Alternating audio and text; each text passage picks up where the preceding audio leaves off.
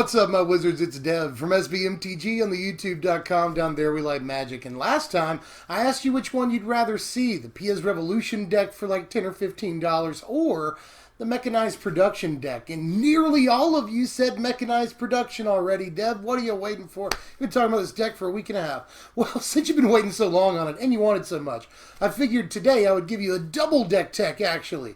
I figured you wouldn't mind too much. We're going to do a blue-white control build that uses Mech Production as a win condition, and we're also going to do a Bant Panharmonicon list that uses Mechanized Production as one of the win cons. So, if we're going to get through all of this, we've got to do it quick. Let me go ahead and show you the budget deck. Both of these decks today are going to play 2 Mechanized Production in the list. You don't need to play all the copies of this because your deck is by design going to be producing clues and drawing cards and stuff, and especially in this deck and even the Panharmonicon list, we've got so many things that draw us cards that we don't necessarily have to worry about playing a bunch of production. It's worth pointing out for at least a second here that whatever you enchant isn't necessarily the same as what's winning you the game here. You can get 8 different copies of something other than what you've enchanted and still win the game. Now in this blue-white list, the only actual artifact that we're going to play is clues, so we don't have to worry about that too much in this list. But in the second list, the Bant Production list, we're playing a few different artifacts that are really important, and you might want to be enchanting with this, so keep an eye out. Now, in both these lists, if we're going to win off production, we have to generate a bunch of clues. That's pretty obvious, right?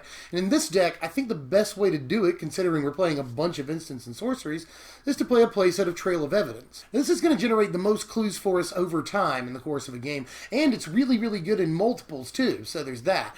If you just cast a few spells, then you'll have 3-4 clues before you know it. But Trail can't be the only way of getting clues, and in these colors we've got some pretty good ways of doing it, including Thraben Inspector, which I'm going to play a 4 of here.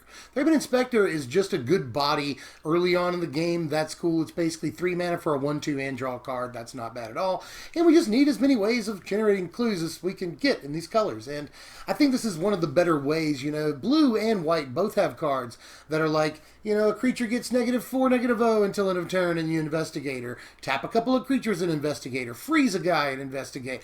I don't want to play any of those. They're all one-time effects, you know. They just really don't have enough effect on the course of the game, you know, or on the game itself.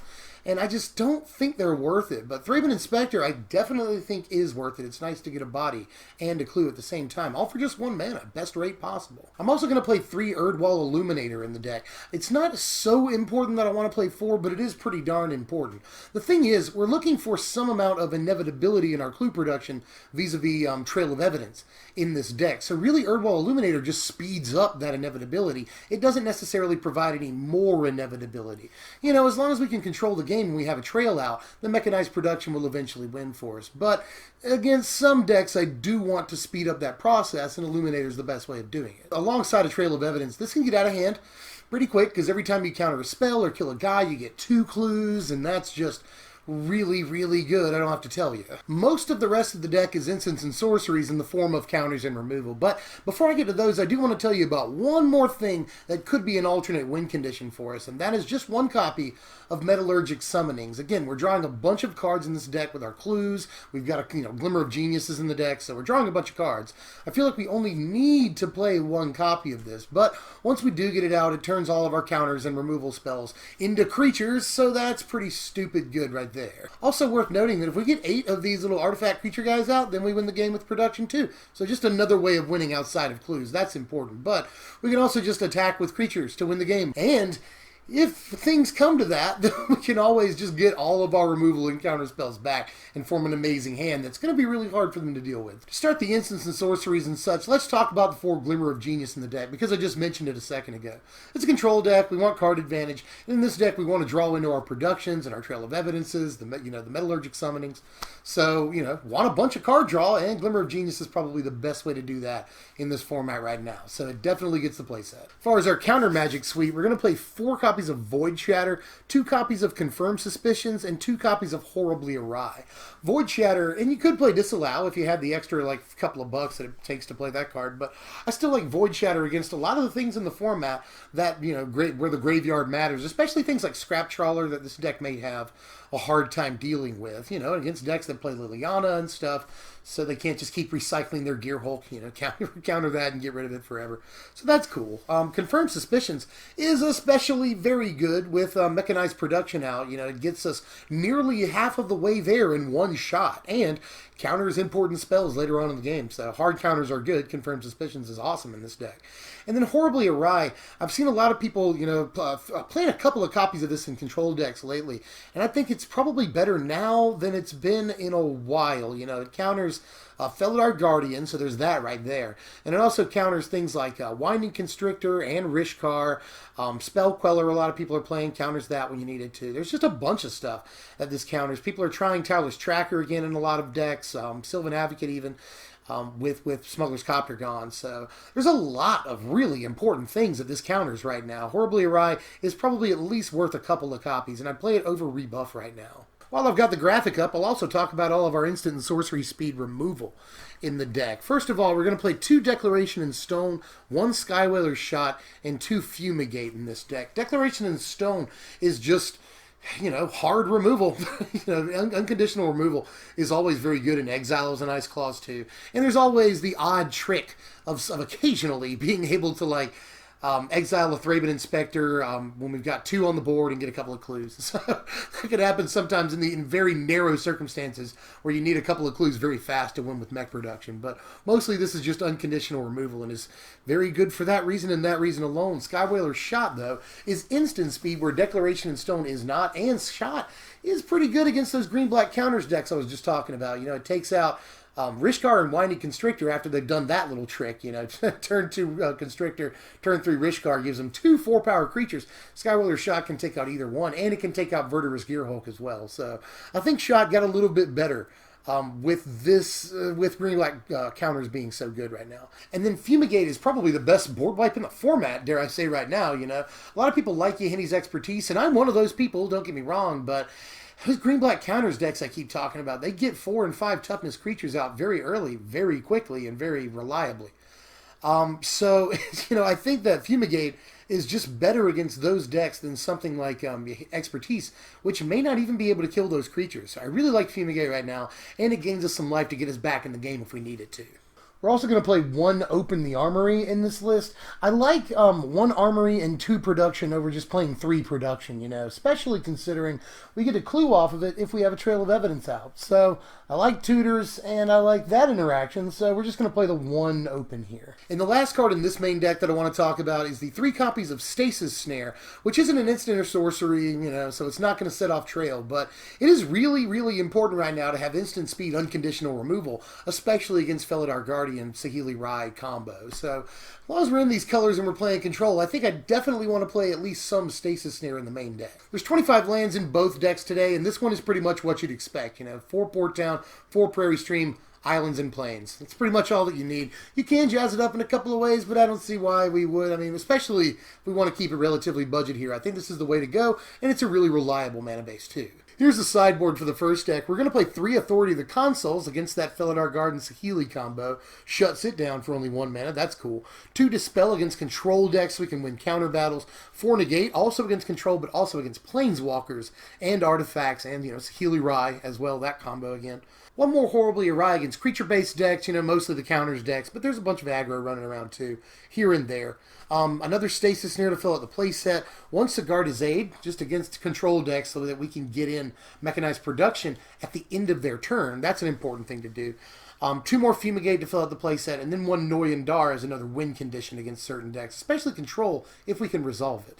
And here are your power rankings right here. A final score of 57 and a final cost of about $50 at the end of the day. All in all, the deck can win games because it's just a good control deck, you know, just solid control build with 8 different main deck counter spells that can either keep creatures off the board early or combo pieces, which are, you know, both things we have to worry about in this format. The only problem with it is holding off until you can get those 8 clues with a Mechanized Production in play. It requires having Trail of Evidence because there's really no way to get 8 clues outside of that. I mean, what are you going to play? Thraben Inspector turn 1, Mechanized Production, the clue turn 4, and then just hold off for 8 turns? That's living the dream, but that's not what happens most of the time. You really want a Trail of Evidence or 2 in play, and sometimes all that setup requires a lot of time, so some decks aren't going to give it to you. All in all, though, the deck could be a pretty good F&M deck and can win games that it shouldn't really be winning. You know what I mean? Again, counterspells are just so good in this standard right now that you can get away with a lot.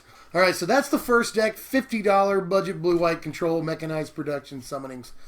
I love long names, but in any case, now let's go into another deck with a long name. This is competitive Bant Panharmonicon Mechanized Production. Let's talk about it. This deck, too, is just going to play a pair of Mechanized Production. Especially in this deck, you don't really have to draw this to win the game. There's a lot of cool ways to win the game in this deck because we're playing a bunch of creatures. We've got Panharmonicon and a bunch of ETB triggers and stuff. So we're not as dependent on Mechanized Production, and I'm even more comfortable playing just 2 copies. We're also going to play 2 copies of Panharmonicon in this deck because there are 20 different Enter the Battlefield triggers that this works well with. Just keep your eyes peeled for those. I'll bring up Panharmonicon a lot as we go through this deck because most of the deck is actually built around it. But the first creature I want to talk about is one that works well with both Mechanized Production and Panharmonicon. And it's pretty good when you got both out, actually. There's 4 copies of Thraben Inspector in this deck, too. It's just that good. Again, in a clue deck, you want just 1 mana for a clue and a body. And when you've got a Panharmonicon out, you get 2 clues. You know, this obviously gets you at least 1/8 of the way there if you've got a Mechanized Production. So there's that. I just really would like to play Thraben Inspector, one of the better creatures as far as clues go in the whole format. And sort of one of the better ETB triggers for that matter. But as far as other production of clues goes, we're going to play 4 copies of Tireless Tracker in the deck too. This is one of the entire reasons to make the deck Bant. You know, Tireless Tracker is just, if you want to make a lot of clues fast, he's one of the ways to do it, you know.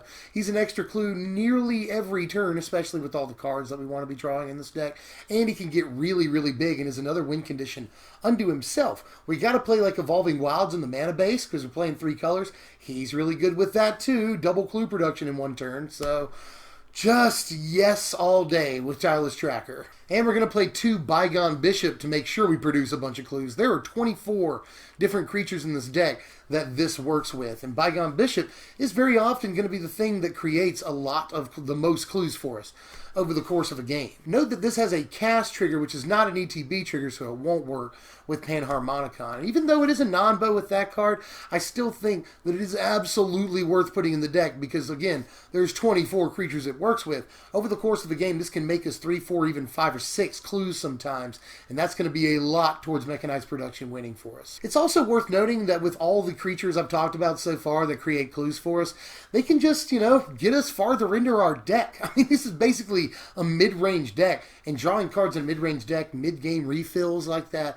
can be very, very important. So even if we don't have a Mechanized Production, we do have 3 different creatures that generate ways of drawing cards for us, and that's very powerful. But speaking of powerful, we're going to play 4 copies of Verdurous Gearhulk in the deck. The most expensive card in the deck, actually. He's like 20 bucks a piece now because green-black counters is so crazy. But he's also really stupid in this deck, and I don't have to tell you that. A couple of good things with him. With Panharmonicon, obviously, you can get 8 counters when this guy hits the battlefield. And with Mechanized Production, copy a Verdurous Gearhulk and see if you don't win the game. Seriously, getting a 4/4 Gearhulk and 4+1/+1 counters to distribute like you see fit every turn is just absolutely crazy. And we're playing like 28 different creatures in this deck, so you will be at no loss for creatures to put counters on. And of course, you can just put all the counters on him if you want to. Make it 8/8 every turn if you've got him set with to a Mechanized Production. So that's just so crazy, you know. And the ultimate achievement, by the way, is to win the game with 8 Verdurous Gearhulks and a Mech Production in play.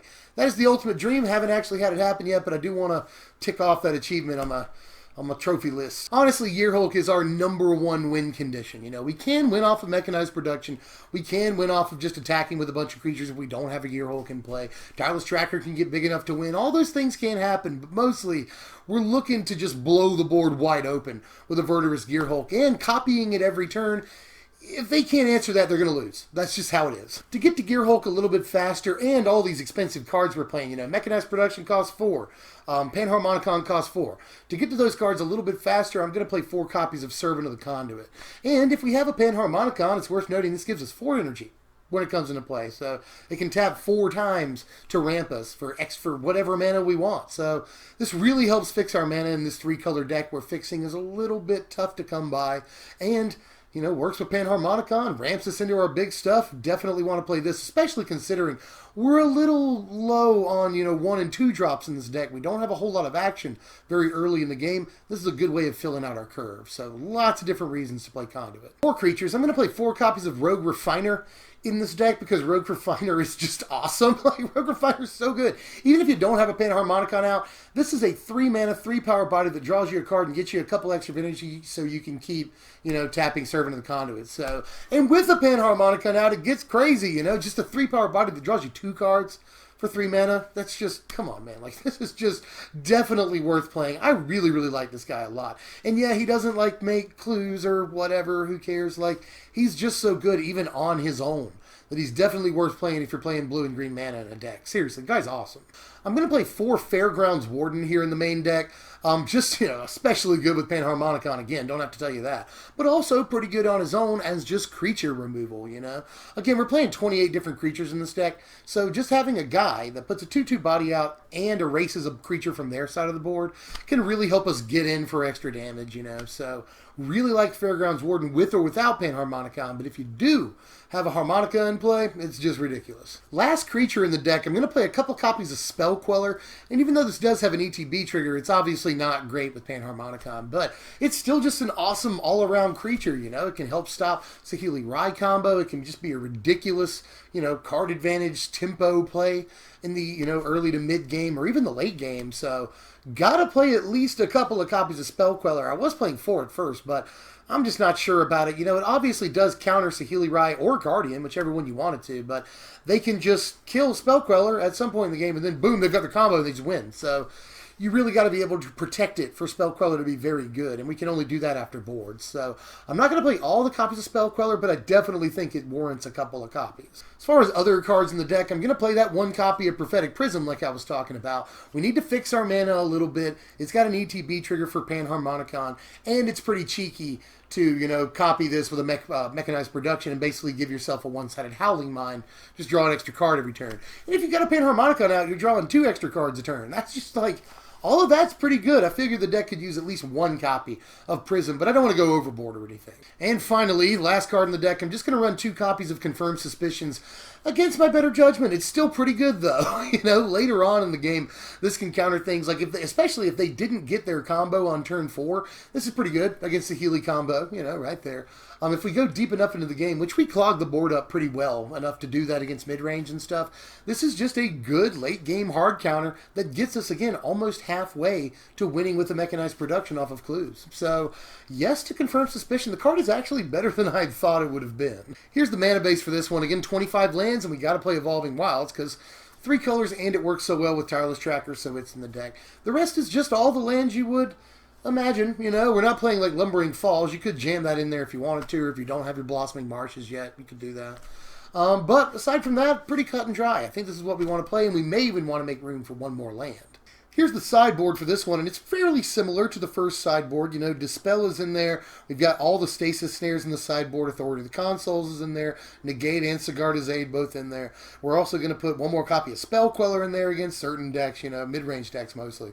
But also other control decks can be decent against. And even Horribly Awry combo. Again, I usually board it in against those.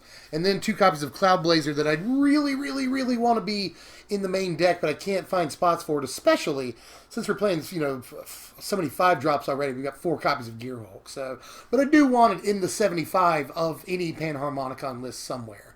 And here are your power rankings. A final score of 65, which is actually a pretty impressive score, honestly. Overall, the game plan for this deck is a lot of different things. That's why it's got a pretty decent versatility score, It just does a lot of stuff, We're playing solid creatures from turn 3 and up nearly every turn until we pause to play either a Panharmonicon or a Mechanized Production. And then it's got a bunch of neat plays with both of those. Verdurous Gearhulk is just an all-star creature that can win you the game pretty easily, especially if you've already got a pretty developed board. Rogue Refiner is very, very good, obviously. Fairgrounds Warden is even a decent creature. We've got Spell Queller in the deck, just a lot of creatures, and they all do really cool stuff for us. So just a solid deck that plays solid cards, basically. But it's going to come at a price tag. The deck is about $215 right now with the sideboard. And that's mostly because of Verdurous Gearhulk and all the different lands that we have to play in a 3-color deck right now. So there's definitely a reason for the price tag. But try this one out. Proxy it up if you can't afford it. You know, Lord knows I can't. That's how I do the majority of my testing.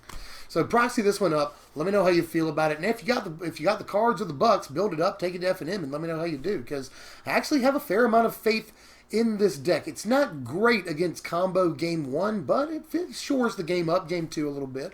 And it's pretty good against nearly everything else in the format. It has a lot of threats, got a high threat density against the control decks in the format. It can hold off these counter decks for at least a little while until it gets into a good position, but I'm not going to lie to you, those green-black counter decks are probably our biggest concern with this. So it's got its foibles, but altogether, just like I said a second ago, solid deck. Tapped out for now, though. That's all I've got for these 2 decks. Let me know how you felt about these down there in the sideboard, the comments section, because I'm really interested. I've been working on both of these for a couple of weeks now, and I've been talking about them for a while too, and they've really undergone a lot of different changes. What you see here, these 2 decks are basically a splitting of all the different ideas that I've had for this deck. There's just a million different ways to build this Mechanized Production deck right now in the format.